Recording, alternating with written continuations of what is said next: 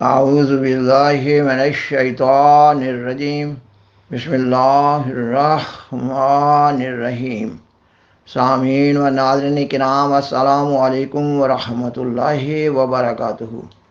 گزشتہ پروگرام میں بیان کیا جا چکا ہے کہ مئی 1947 کا واقعہ ہے کہ دہلی کے ایک ہندو اخبار ریاست نے اپنے ایک ادارتی نوٹ میں احمدیوں کی پاکستان نواز پالیسی پر تنقید کی، جس کا خلاصہ یہ تھا کہ اب تو جماعت احمدیہ پاکستان کی تائید کر رہی ہے، مگر جب پاکستان قائم ہو گیا تو ان کے ساتھ دوسرے مسلمان وہی سلوک کریں گے جو کابل میں افغان حکومت کی طرف سے کیا گیا تھا۔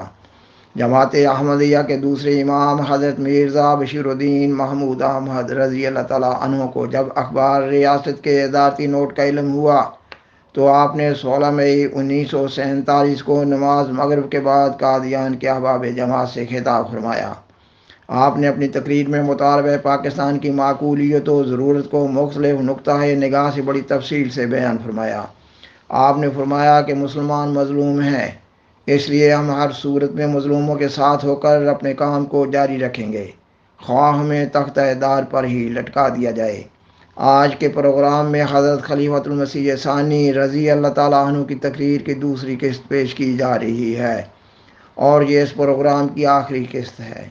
آپ نے 16 مئی 1947 کو نماز مغرب کے بعد قادیان کے احباب جماعت سے خطاب فرمایا۔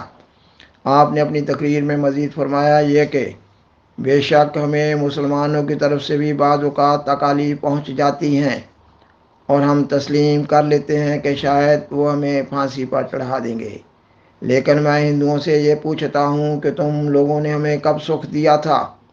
تم لوگوں نے ہمیں کب آرام پہنچایا تھا؟ اور تم لوگوں نے کب ہمارے ساتھ ہمدردی کی تھی؟ آپ نے فرمایا اگر ہم ان تمام حالات کی موجودگی میں جو اوپر ذکر ہو چکے ہیں انصاف کی طرفداری کریں گے تو کیا خدا تعالی ہمارے اس فعل کو نہ جانتا ہوگا کہ ہم نے انصاف سے کام لیا ہے؟ جب وہ جانتا ہوگا تو وہ خود انصاف پر قائم ہونے والوں کی پشت پناہ ہوگا۔ لکھنے والوں نے تو لکھ دیا کہ احمدیوں کے ساتھ وہی سلوک ہوگا جو کابل میں ان کے ساتھ ہوا تھا، مگر میں ان سے پوچھتا ہوں کہاں ہے امان اللہ والی افغانستان؟ اگر اس نے احمدیوں پر ظلم کیا تھا تو کیا خدا تعالیٰ نے اس کے اسی جرم کی پاداش میں اس کی دھجیاں نہ اڑا دیں؟ کیا خدا تعالیٰ نے اس کی حکومت کو تباہ نہ کر دیا؟ کیا اللہ تعالیٰ نے اس کی حکومت کے تار و پود کو بخیر کر نہ رکھ دیا؟ کیا اللہ تعالیٰ نے اس کو اس کی ذریت سمیت ذلیل اور رسوائے عالم نہ کر دیا؟ کیا خدا تعالیٰ نے مظلوموں پر بے جا ظلم دے کر ظالموں کو کافر کردار تک نہ پہنچایا؟ اور کیا اللہ تعالیٰ نے امان اللہ کے اس ظلم کا اس سے کما حق کا بدلہ نہ لیا؟ ہاں، کیا اللہ تعالیٰ نے اس کی شان و شوکت، روب اور دبدبہ کو خاک میں نہ ملا دیا؟ سامعین و ناظرین کرام، سیدنا حضرت خلیفۃ المسیح ثانی رضی اللہ تعالیٰ عنہ نے مزید فرمایا یہ کہ ہم یقین رکھتے ہیں کہ اگر ہم انصاف کا پہلو اختیار کریں گے اور اس کے باوجود ہم پر ظلم کیا جائے گا تو ظالموں کا وہی حشر کرے گا جو امان اللہ کا ہوا تھا۔ اگر ہم پہلے خدا پر یقین رکھتے تھے تو کیا اب چھوڑ دیں گے؟ ہمیں اللہ تعالیٰ کی ذات پر کامل یقین ہے، وہ انصاف کرنے والوں کا ساتھ دیتا ہے اور ظالموں کو سزا دیتا ہے۔ وہ اب بھی اسی طرح کرے گا جس طرح اس سے پیشتر وہ ہر موقع پر ہماری نصرت و اعانت فرماتا رہا۔ اس کی پکڑ، اس کی گرفت، اس کی بطش اب بھی شدید ہے جس طرح کہ پہلے شدید تھی۔ یہ احمدیت کا پودا کوئی معمولی پودا نہیں، یہ اس نے اپنے ہاتھ سے لگایا ہے، اور وہ خود اس کی حفاظت کرے گا اور مخالف حالات کے باوجود کرے گا۔ دشمن پہلے بھی ایڑی چوٹی کا زور لگاتے رہے، مگر یہ پودا ان کی حسد بری نگاہوں کے سامنے بڑھتا رہا۔ تاریکی کے فرزندوں نے پہلے بھی حق کو دبانے کی کوشش کی، مگر حق ہمیشہ ہی ابھرتا رہا، اور اب بھی اللہ تعالیٰ کے فضل سے اسی طرح ہوگا۔ یہ چراغ وہ نہیں جسے دشمن کی پھونکیں بجھا سکیں، یہ درخت وہ نہیں جسے عداوت کی آندیاں اکھاڑ سکیں۔ مخالف ہوائیں چلیں گی، طوفان آئیں گے، مخالفت کا سمندر ٹھاٹھے مارے گا اور لہریں اچھالے گا، مگر یہ جہاز جس کا نام خدا خود خدا ہے پار لگ کر ہی رہے گا۔ امان اللہ کا واقعہ یاد دلانے سے کیا فائدہ؟ کیا تمہیں صرف امان اللہ کا ظلم ہی یاد رہ گیا اور تم نے اس کے انجام کی طرف سے آنکھیں بند کر لیں؟ تمہیں وہ واقعہ یاد رہ گیا مگر اس واقعہ کا نتیجہ تم بھول گئے۔ کیا امان اللہ کی ذلت اور رسوائی کی کوئی مثال تمہارے پاس موجود ہے؟ تم نے وہ واقعہ یاد دلایا تھا تو تم اس کا انجام بھی دیکھتے۔ خاکسار بیان کرتا ہے کہ امان اللہ خان کو اپنے ہی ملک سے بطور سزا کے ملک بدر کر دیا گیا تھا۔ حضرت خلیفۃ المسیح ثانی رضی اللہ تعالیٰ عنہ اس واقعہ کی طرف اشارہ کرتے ہوئے فرماتے ہیں، جب وہ یورپ روانہ ہوا تو خود اس کے ایک درباری نے خط لکھا کہ ہماری مجالس میں بار بار یہ ذکر آیا ہے کہ یہ جو کچھ ہماری ذلت ہوئی وہ اسی ظلم کی وجہ سے ہوئی ہے جو ہم نے احمدیوں کے ساتھ کیا تھا۔ امید ہے کہ اب جب کہ ہمیں سزا مل چکی ہے آپ ہمارے لیے بد دعا نہ کریں گے۔ آج وہی امان اللہ جو ایک بڑی شان و شوکت، روب و جلال اور دبدبہ کا مالک تھا، اپنے ظلم کی وجہ سے اس حال کو پہنچ چکا ہے کہ وہ اٹلی میں بیٹھا اپنی ذلت کے دن گزار رہا ہے۔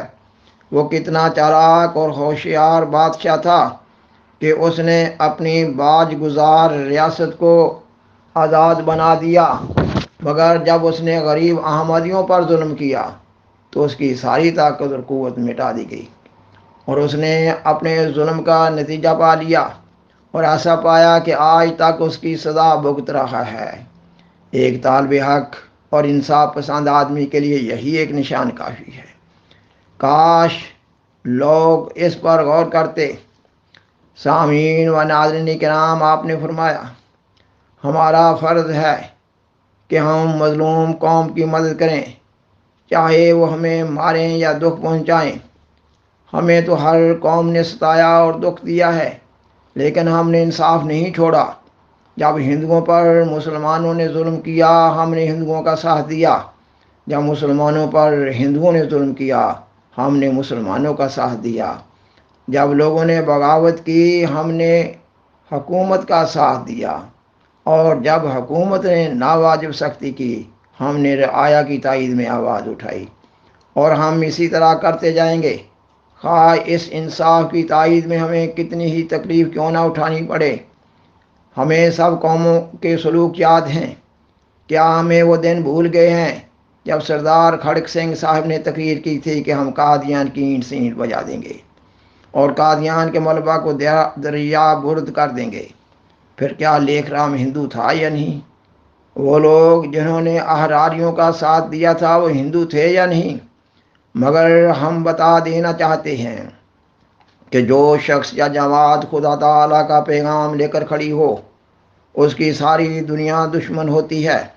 اس لیے لوگوں کی ہمارے حق کے ساتھ دشمنی ایک طبی امر ہے۔ پس ہمارا خدا جو علیم اور خبیر ہے وہ اب بھی موجود ہے۔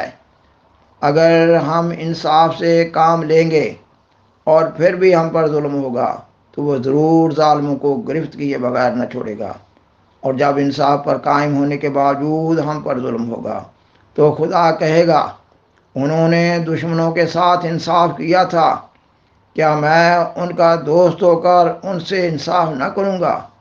اور اس کی غیرت ہمارے حق میں بڑھے گی جو ہمیشہ ہمارے کام آئے گی۔